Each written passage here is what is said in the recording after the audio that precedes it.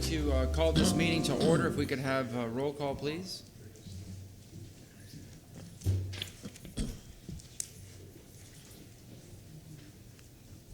Dingfelder, Goods, Here. Maniscalco, Here. Citro, Happy to be here. Miranda, Carlson, Vieira. All right. We are on item number 8. Who would like to begin? Good afternoon, Council. Mike Chuckran, Contract Administration Department. Here to talk about Contract Administration's bid and RFQ process, as well as construction cost estimates and how they're derived, and also how Contract Administration works with the Equal Business Opportunity Office for helping them develop the subcontracting goal. So before Contract Administration puts a contract out for bid, we have a construction cost estimate.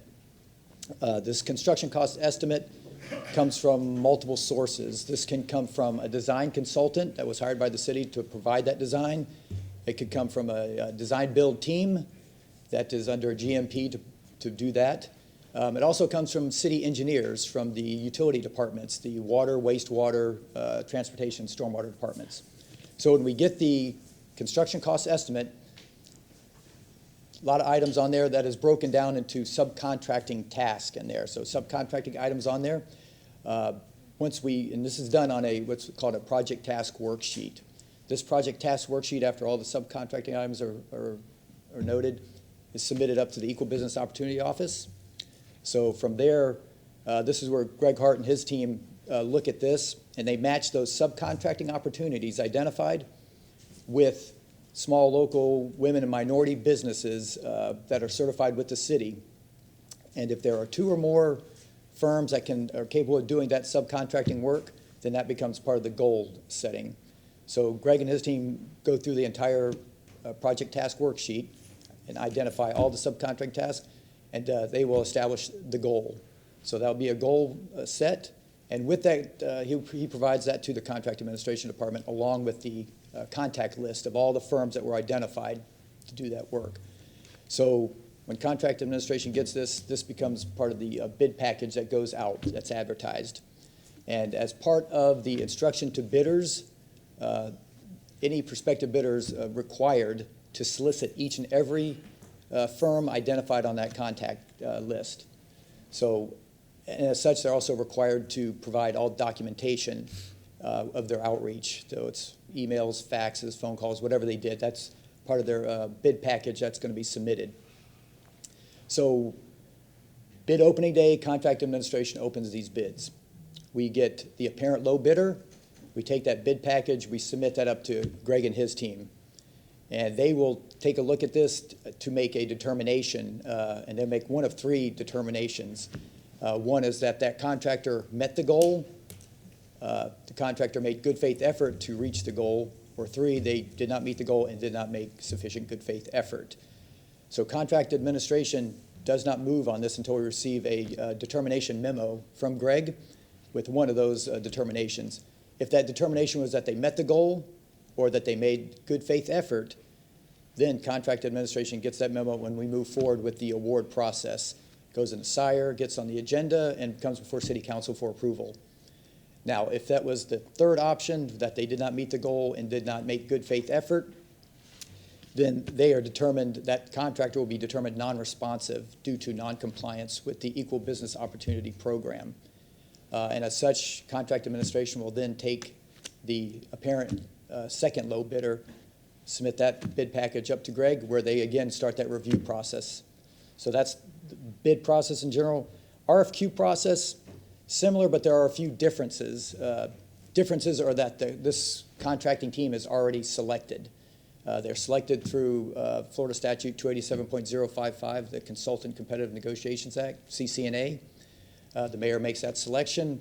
They're under agreement to provide the city a guaranteed maximum price. Now, we will get a construction cost estimate when the contractor reaches the 60% design milestone. And at that point, we start that process over again with breaking it down into subcontracting items on a project task worksheet.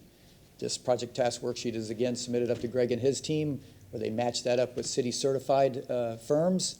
The goal is established, as well as the contact list is provided to that design-build contractor, and the same situation is that they are required to solicit each and every one of those on that list.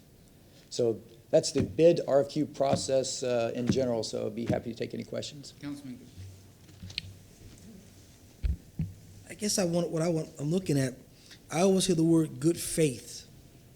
And as you've seen, myself and Mr. Dingfelder have been talking about that, and we recently sent some stuff back asking for higher numbers. So I'm just looking at, if we're doing an RFP, who's actually writing these RFPs? Who's actually looking to make sure that, I heard you say it goes to Mr. Hart finally, but I guess my point of my mind is saying, well, if it's going to Mr. Hart and we're looking at these WMBs, but the number is still low, I have a problem, because I'm looking at the dollar amount, but we have this low number with this high dollar amount for work. So I'm just trying to figure out what I've been seeing with some of these RFP. Once I go to read a few of them and look at the scope of work, is how we're writing the RFP. And it seems like the way we're writing it, sometimes it looks like it's excluding people from being a part of the process. So I don't know if is there a whole team that is reviewing the RFP or the RFQ, or is it just one or two people that write it and it just goes to one person to look at it, we met the scope? Or is there a committee or body that actually looks at the RFP that makes sure all the goals are actually being met and question when those goals aren't met? The RFQs that we write, they are written pretty general in nature, so there's not detailed scope involved. And also, a company, if it's a design-build contract, it has a design criteria package. It goes into a little bit more detail of the scope, but it's a generalized scope that's not detailed. That is what we put out, because this is a qualification-based selection, so they are basing that on similar type work that they've done in the past, and that's what that selection is based on. So there is no detail. The details will be developed after they are selected and when they're developing the GMP. For the RFQ, but the RFP. We do not do RFPs, and that's a purchasing. Contract administration does RFQs, qualification based on. Somebody being for the answer to those kind of questions. I think that's a big concern for me is how the RFP is being written for the scope of work, and then it seems like we've got the RFP being written, the scope of work, but it's meeting outside to where others can't be able to bid, and only if same bidders are bidding all the time on certain work and getting the jobs versus these other folks are always being left out. I guess that's what I'm trying to figure out. How are these other folks left out? I've met with some prime minority businesses in reference to contracts that have never got bids with the city, but yet they've met and have all the qualifications, but still have not got work. So I'm just wondering, again, it's the RFP, and I still believe it's how the RFP is being written on who's getting work. Can you elaborate? Well, you said purchasing, only one can elaborate on that, correct? Well, we do not do RFPs. That's, maybe Mr. Hart can elaborate. I think don't you read the RFP, sir, or don't you go over it? Gregory Hart, Equal Business Opportunity, Small Business Development. I can touch a little bit on that process. I think Mike did a pretty good job with the high-level overview. The Equal Business Opportunity Office does not engage in the actual composing or writing of either the RFP or an RFQ, which contain the specifications, meaning, of course, as you know, exactly what is the work that is desired to be prosecuted. We don't involve ourselves in that. That comes from the user departments and the subject matter experts. One thing I think that got overlooked in terms of the process is when an RFP comes in or an RFQ through the Contract Administration Department, there is a technical review team that is comprised of 5 or 6 city subject matter experts, as well as a representative from my office. I am required to assign a program analyst to that technical review committee. Some of Mike's folks, and please correct me if I'm wrong, they're looking at some of the engineering technical aspects of the RFQ, whereas my representative is going to hone in on what their minority small business participation plan addressed in the RFQ. And there is an evaluation point process, weighted values that are assigned to that RFQ, of which 20 of those points out of 100 are reserved for the evaluation of that proposer's plan for including minority, women, small businesses. And so our role is to assign anywhere from 0 points to 20, depending upon the substance of their proposal that addresses the inclusion of small minority businesses. And I might say as well, I'm sorry, the end of that review process, as Mike alluded to, the technical review committee steps, once complete, will allow the selection committee per state statute to shortlist firms based on the outcome of the numerical grading. And once shortlisted, there is a selection committee that convenes and entertains a presentation by the shortlisted firms, at the end of which a recommendation is forwarded to the mayor for the final and absolute determination of award of contract. Was that it? Any other questions, sir? Anybody else? Anybody else? Anything further? That's what I have, Mr. Chairman. All right, thank you very much. Thank you. Now we go to this walk-on item, and we have the planning commission here, I believe.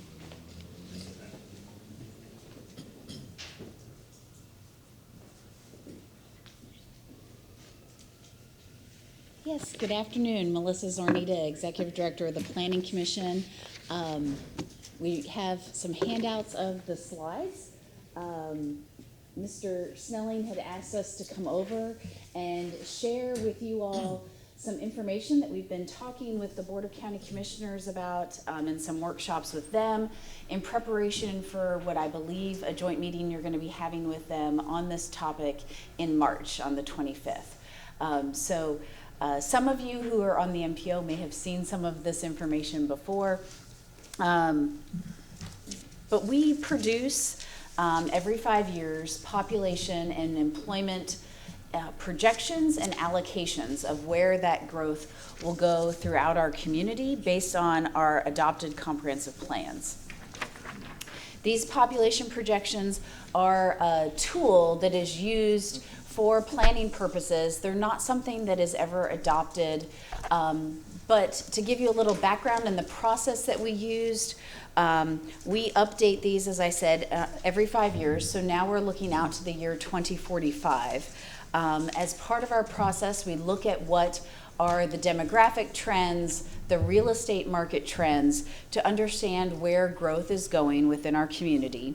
And in this case, we looked at 3 scenarios of how growth could progress in the future, and we got input from all 4 local governments and the community through a community-wide survey, and ultimately developed a hybrid allocation that is used to inform our planning. State law does speak to us utilizing the, thank you, David. The Bureau of Economic and Business Research creates population projections, and they speak to our comprehensive plans, utilizing those projections and planning for at least a 10-year planning horizon. And the projections are then used to understand where and how the city might grow, how we might plan for things like transportation facilities, school facilities, other forms of infrastructure. The 5-year cycle in which we update these coincides with the MPO's long-range transportation plan because they utilize this as an input into their transportation modeling.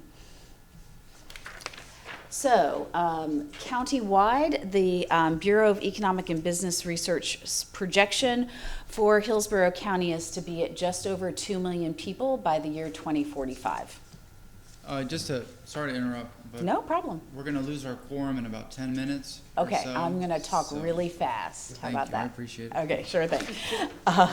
Okay, and what that means is that Hillsborough County has been adding about 23,000 people on average each year. The city of Tampa has been adding just over 6,000 people on average each year. But you can see that just in the last year, or between 2018 and 2019, that jumped up a good bit to over 11,000. So we're seeing a lot of growth recently, and I know you hear from your constituents about that. We looked, as I said, at a number of different trends. Some of them are how we have been developing. Here is on average what the comprehensive plan allows as allowable densities, and then on average what each of the jurisdictions have been developing at. So we're not building on average at the maximum the comprehensive plan allows. Similarly, we're not building at the maximums that the floor area ratios allowed in the comprehensive plan permit either. Certainly there are certain areas where we are hitting those targets, but on average, we're not. In terms of where residential growth is happening, this map shows the areas where we have higher concentrations of multifamily development, much of that being within certain areas of the city of Tampa. From 2011 to 2017, we identified sort of the hot spots for residential building permits, and you can see there are major clusters around downtown, West Shore, and then the Brandon area. For non-residential development during that same time frame, West Shore, downtown, and the airport area pop up as hot spots. And then in terms of employment growth, you can see from 2010 to 2015, we had a 16% increase in employment. And then the map shows areas, the number of jobs per acre. So the darker the color, the higher the concentration of jobs. So all of this data is used to inform where we might be heading in terms of future growth. We took a look at the scenario of what would happen if we continued to develop the way we have now. It would cause us to need to look at outwardly expanding into the rural areas of the county. There would continue to be some market-driven redevelopment, but in this scenario, it wouldn't necessarily be an intensification that would support some of the other goals of the city's comprehensive plan, like transit-oriented development. Excuse me, Mr. Chairman. Yes, sir. I've got just a few concerns.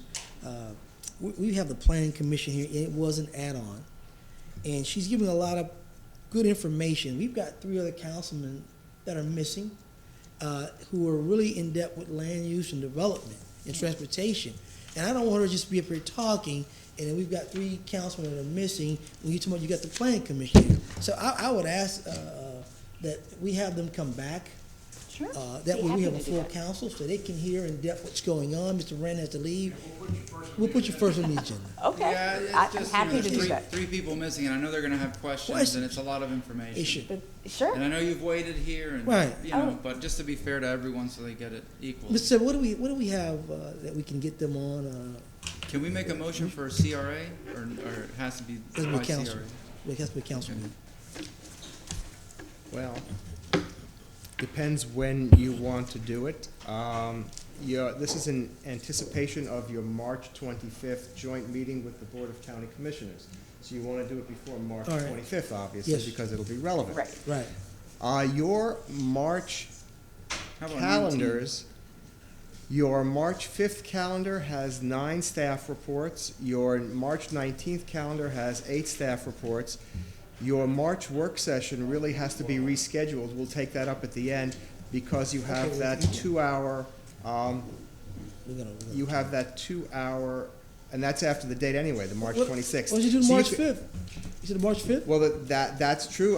What you could do is if you want to do it for a time certain of 1:30, or either way, you're going to go into the afternoon on March 5th if you said anything. As it is right now, you're probably going to go into the afternoon on March 5th. So irrespective of what you do, with 9 staff reports and whatever hearings and second reads are going to be coming back. So your call as to when you want to set it, if you want to make it at a time certain and stop the meeting at the time certain, to be able to take those on. And I apologize. I wanted to apologize for coming late. I know exactly. I was at my law office and I was entrenched in drafting a pleading, and I look up and it's 1:30. I went, oh my gosh, and I ran over here. So my apologies. We're talking about what, moving this item to March 5th. You have. Well, now that you're here, the concern from Councilmember Goods was you still have two council members interested. Well. If he stayed, but Mr. And now Miranda's leaving, Mr. Mr. Miranda's leaving, and I've got to get out here by 2:30, so Yeah, let's I reschedule. just rescheduled. Yeah, let's reset. The question is Well- when. What you can do is you can schedule this if you like for, let's say, you have a CRA set for the 12th, and you have a night meeting of presently 8 hearings. You could do it for the, after the CRA, let's say, I don't know how long your CRA will take, but they've been taking longer. You could set it for 1:30 in the afternoon on the 12th. You could set it for 1:30 time certain on March 5th. Or you could set it for whatever time you want to, just on And the if direct. I may inquire, Please. we're looking to move it. Why? Because members have to leave now, or Yes. Yeah. Okay, and so I'm okay. Well, how about what's good for you guys? Let me grab my phone. Just to make sure. Sam, you get your list at once. What is the last date that we can do this? You could, on a regular calendar, you could do this on the 19th in the afternoon if you wish, which is a Tuesday. You have eight staff reports and 2 review hearings Yes, sir. and second readings. Chairman, if Yes, I may sir. ask a question of the chair, which is a meeting that we do not have a night meeting? The 5th. The 19th, or the 5th. No night meetings or either one, That's correct. so either one would be all right with us. Okay. Yeah, I'm out of town on the 19th, so my preference would be the 5th. Okay, let's do the Make 5th. a motion to reschedule this for the 5th at 1:30? Time certain, 1:30, this would be the item. And great. before we do that, is Mr. Shelby? Is there a concern on the 5th that we have too many items? No, we don't have a number. The concern at 1:30 is you may not have gotten through all your second reads and/or staff reports by lunchtime, and then when you come back at 1:30, you'd have to take up this item. If Okay. you're doing it at a time Yeah, certain. we'll see how it goes, and if we need people to remove staff reports for other days, and we'll look at that when the time comes. That's a good suggestion, sir. The other point is that council, considering your, and Councilmember Dingfeld is the only one who's missing, but it's just a concern that if you do want a full council, you're going to have to make sure that you don't have any other conflicts with you at 1:30 in the afternoon on the 5th. Okay, we have a motion, I'm sorry, who made that? And seconded by Councilman Miranda. All in favor? Aye. Any opposed? Thank you very Thank much. you. We thank you for your work and patience. That was it? Okay, information reports and motions, Councilman. If I may, 'cause Yes, I've sir. got to leave. Yes, of course. There's of course. 3 accommodations, sir. I'd like to make a motion that we present a accommodation to the Water Department recognizing April as the Water Conservation Month. Accommodation will be presented at the regular council meeting on March the 19th. We have a motion by Councilman Miranda, seconded by Councilman Maniscalco. All in favor? Any opposed? And 2 more individuals are departing the city, the 2 people that have done yeoman's work and good work. I'd like to make a motion to present accommodation to Ms. Sharon Fox, Tax Revenue Coordinator, who will be retiring in March after 37 years of service. The accommodation will not be made at the council. Second. We have a motion by Councilman Miranda, seconded by Councilman Maniscalco. All in favor? Aye. Any opposed? And the next one is, I'd like to make a motion to make accommodation, a presentation to Teresa Rogers, Disability Specialist, who will be retiring in March after nearly 35 years of service. Accommodation, again, will not be made at council. We have a motion by Councilman Miranda, seconded by Councilman Maniscalco. All in favor? Aye. Any opposed? Anything else, sir? Yes, sir. Thank you, Councilman Miranda. We appreciate it. Councilman Carlson, anything, sir? Yes, on March 5th, we have an item to ask staff, in particular Carol Post, to talk about the ROI of the EDC. I just had lunch with her, and it's not fair to put that in front of her right now because she's just started. And so I'd like to remove that from the agenda and just indefinitely postpone it. Okay, we have a motion by Councilman Carlson, seconded by Councilman Maniscalco. All in favor? Aye. Any opposed? Also, I met with Ms. Arnita yesterday in the Planning Commission. There's a whole bunch of ideas that they have that I think we should come back at some point and have 10-minute presentations on, just so we could all look and discuss some of the issues together. But in particular, I'd like to make a motion that we have the Planning Commission staff present a 10-minute presentation to us on their updated poverty analysis for Tampa and Hillsborough County. And I'm sorry, when was that date? I didn't pick a date yet. Okay, I'm sorry. Do you have a preference? What do you, sorry, Marty, what, is there a date that we can put on? It- Question for you, do you have a calendar in front of you? Yeah, Council? I have I'm it. going to direct your attention to the 18th of June. And if you look at the 18th of June, you have a workshop with the Planning Commission coming in to appear Yeah, to that's a discuss separate. ways of how to plan for growth. Yeah, this is a separate thing. This Separate is a subject. poverty analysis. Okay, this is for poverty analysis. So when's the time we can do a 10-minute staff report? A 10-minute staff report. The next, April 16th? April 16th, yes, you only have 3 staff reports on Okay. April 16th. Do we have a second? We already have that day. I'm sorry. I'm professional. We have that day on April 16th already, a 10-minute presentation by Southern Alliance for Clean Energy and Solar Energy Loan Fund. How about May 7th? May 14th? No, May 21st? Looks good. May 21st. Okay, is that okay? Yeah.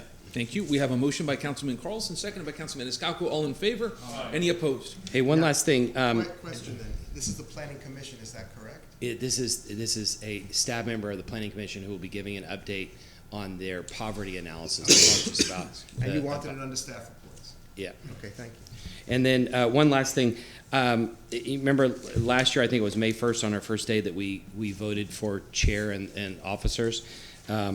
I am getting an award or recognition at an international conference in London on May 7th, and so I won't be here on May 7th.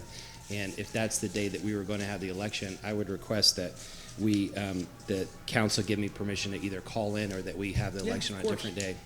How do we do that, Mr. Shelby? Now, what was it you said? Either call in or hold it on a different day. Or hold on a different day. Well, let me give you the issue. If council wishes to grant remote participation, all it takes is a vote by council prior to participation that a member may make that request and phone in at that time. Would So you council- would if you all wanna rather take- do you by could phone take- or on a different day?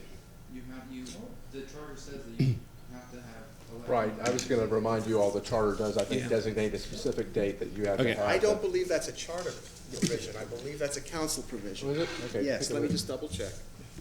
I know that your organizational meeting must take place immediately after the council is sworn in on an election I think year. we may have made some changes to that provision. Let me just see. Check. Um, I may be wrong, but that's Oh, my let me see. recollection, so. I remember we were on the Charter Review Commission together, but I can't remember. We made some changes to We that. changed it because the state made us change Right, the right, and notice I period. don't, but I don't know whether we made changes for every year thereafter or not, so that's the question I have. Can we hold that and I'll get that answer? Okay. If Can I you can just do it ask you- remotely, I mean. If the choice is to do it remotely, that's Yeah. can be done that day. You Are don't you have guys to- okay? Easily, then we don't have to even worry about it. All right, can we just? I'd like to make.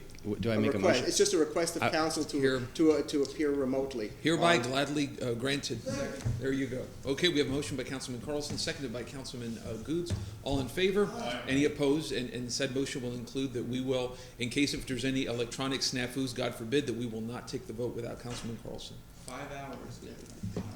Yeah, you never know. You call in at 8 a.m. and Yeah. we're not here. Okay, anything else, sir? No, thank you. Okay, sir? Nothing for me, Mr. Chair. Okay. Real quick, the Tampa Bay Times, or a news source, put out an article yesterday about the Times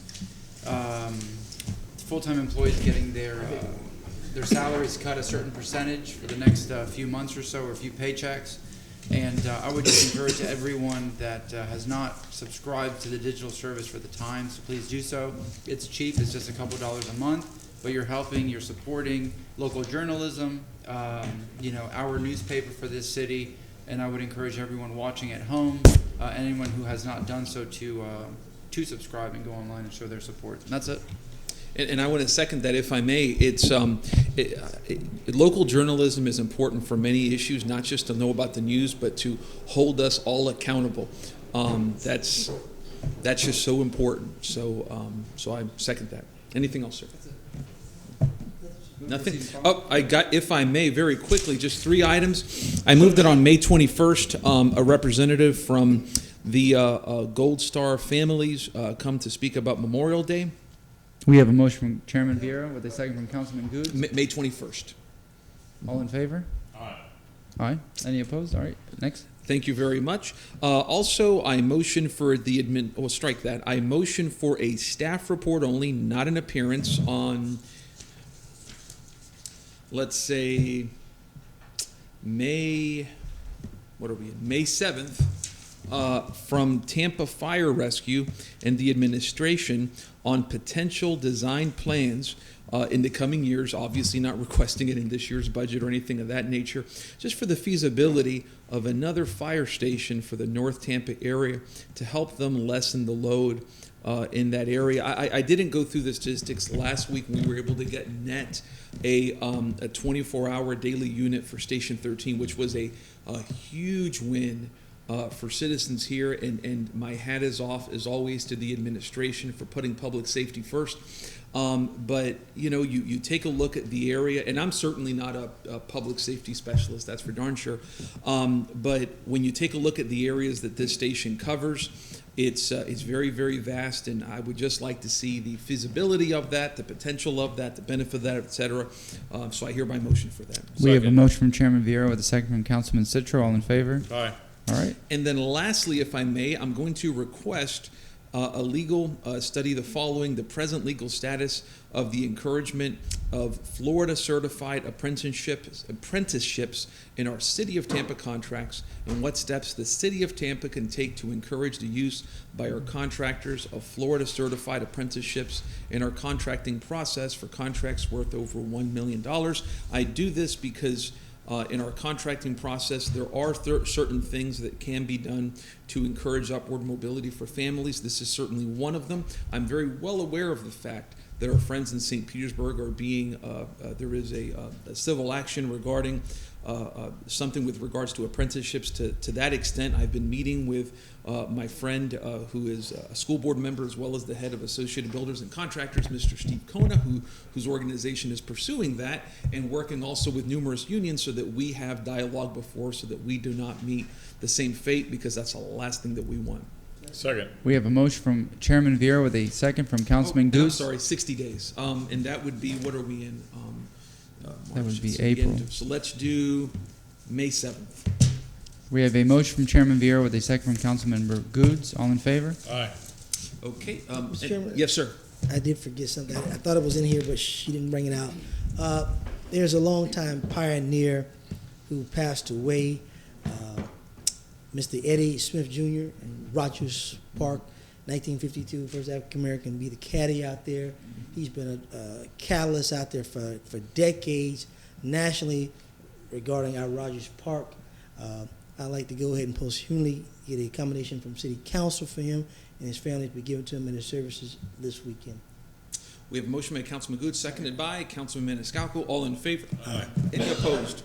Okay. We have a motion by Councilman Maniscalco, seconded by, I'll give it to you, Councilman Citro. All in favor? Aye. Yes, sir.